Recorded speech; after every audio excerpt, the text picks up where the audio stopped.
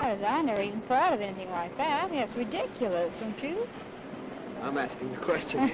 Well, really, I never had thought of it in that way, that the ministers would, you know, do something like that. It sounds kind of undemocratic to me. Well, I don't think that's right. I think they ought to give the vote to the people and let the people decide. My opinion is that the people have a right to know anything of the nature of legislation, irregardless of its nature, or I should say regardless of its nature, and these people have a right to cast an opinion. Well, I don't think anyone has a right to tell us how to vote. I think we have freedom to do as we please. And if they dictate us to about that kind of vote, they can dictate us to any kind of vote that we want to cast. I think the people of the state of Oklahoma should vote on any question that comes up, regardless of whether it's prohibition or anything else. If there are two sides to it, we should have the right to vote. But I think everybody has a right to their own privilege, their own way of voting, and no one has no right to tell them how. How do you feel about I wouldn't want anyone telling me how to vote. How do you feel about a federal judge making such a statement? Well, I don't know. Of course, they're wiser than I am, but I know I don't think it's hardly right, because people has a right to their own views.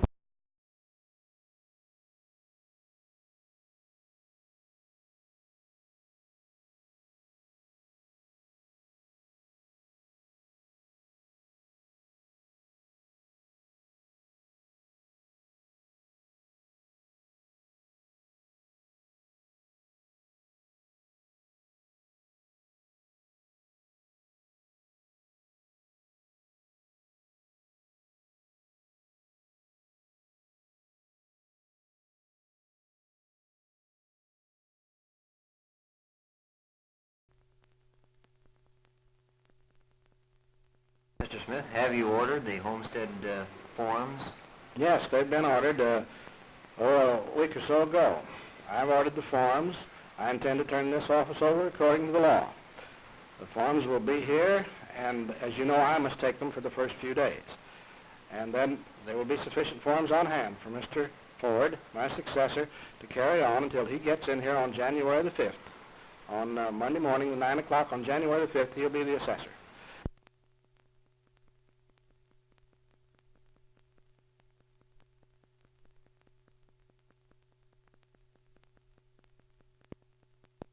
So you, in a way, have been snubbed by both the county commissioners and your successor. Well, I think so. I don't quite understand the position that either one of them have taken. I've been here, was available for that meeting yesterday, and why Mr. Ford chooses not to come and see me, I don't know. He's talked to everybody in the courthouse but me.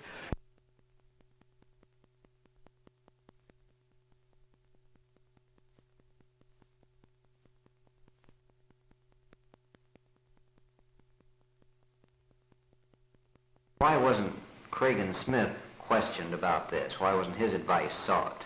Well, I would say this on the outset, Tuck, that it was a legal matter to be referred to the proper authorities, which is the county attorney, for their opinion. Mm-hmm. And naturally, the Board of County Commissioners referred that question to the county attorney.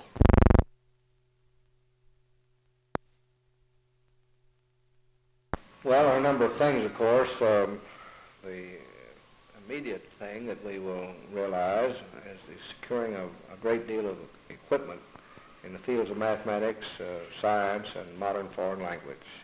It will be used in the classrooms of both the elementary and secondary schools.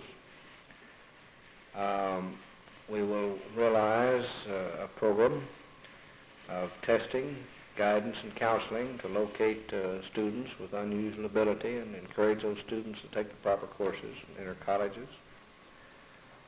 We will have a certain number of area vocational schools that will be set up in different sections of the state for the purpose of training highly skilled technicians. And there are things that pertain to the war effort, to national defense. And of course, there is the thing that's more or less an individual thing of the student loans for college students that where students can borrow from the loan fund that will be set up 90% by the federal government, 10% by the college. In round figures, Doctor, how much money will Oklahoma stand to get from this? Well, that's difficult to figure exactly, but the best I can tell, over the 4-year period, about $16 or $17 million. And how much will we be expected to put out to match this then? Approximately $6 million over the 4-year period. Of course, the Student Loan Fund, that's money that comes into our state, and by 1966, the colleges will have to start repaying that money because the students will be paying off their loans, and that'll go back to the federal government, of course, part that they have provided.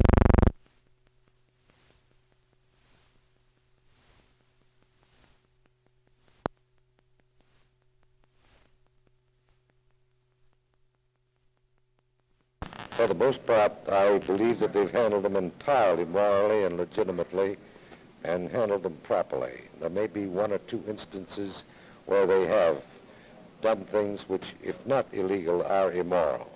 I think that's most unfortunate, that no quiz program or no station or no network should attack anything that they cannot do on a strictly moral basis, because all the time they're building a belief in the public mind. And if the public can't believe the quiz shows that they see on the air, I don't see how they can believe the news or any of the other sources of information and the material which we give out. I think it's too bad, it's mighty too bad, that there should be accusations against any given quiz show, because it brings them all in together and makes them all suspect. I think it's been overstated. I think it's been over-publicized. I doubt that it's anywhere near as bad as you would be led to believe. But I do not think it's good for the industry or does the industry anything but harm. I have heard quite a few people say that they wish someone could find something a little shady about Westerns so they'd take some of those off the air. Are we in for another siege of several years of Westerns or not? Well, I don't think it'll amount to several years, but there's no question that what Westerns, the adult Westerns, are perhaps the most generally popular phase of entertainment that we have at the present time in the television field. On an entirely different subject, whatever happened to pay television? Pay television is not dead by any means, because there are people who are so interested in seeing to it that there's a pay box, a turnstile in every living room in this country that they're not going to give up for a long, long time. The potential there is millions and millions and millions of dollars for a day's performance. And there are those who would find some way to cash in on that instead of the free system which we have at the present time. Nothing more will happen until pay television until the next congressional session, which will open January 3rd. Undoubtedly, then there will be people who introduce bills either to clear for pay television or to prohibit pay television in any form. Obviously, we will fight against any bill that would permit pay television and fight for any bill that would prohibit pay television if it's over the free channels, the television stations like you're connected with.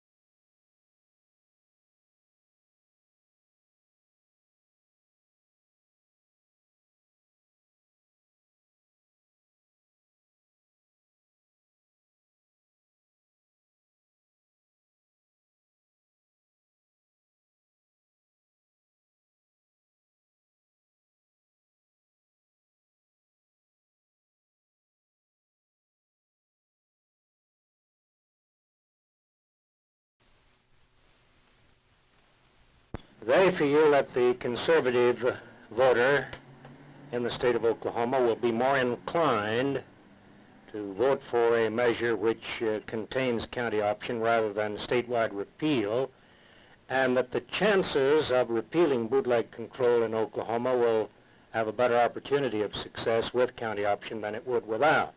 Of course, the liberal elements in Oklahoma, the leaders and voters, would rather see no county option and would prefer sale for consumption on the premises. But it's the feeling of the trustees of the Citizens Committee and of the Policy Committee that a bill with county option and package sales has the best opportunity of passage. What other details of the repeal petition have been decided now?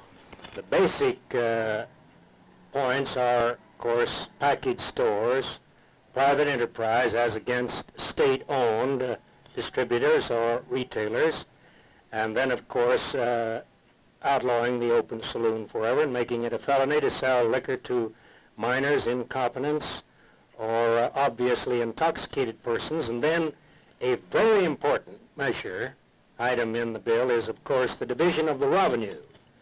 It is our feeling that the cities and towns in the wet counties should have 1/3 of the revenue, and that 2/3 of the revenue should go into the general fund, that is for colleges and universities, mental health, common schools, and so forth.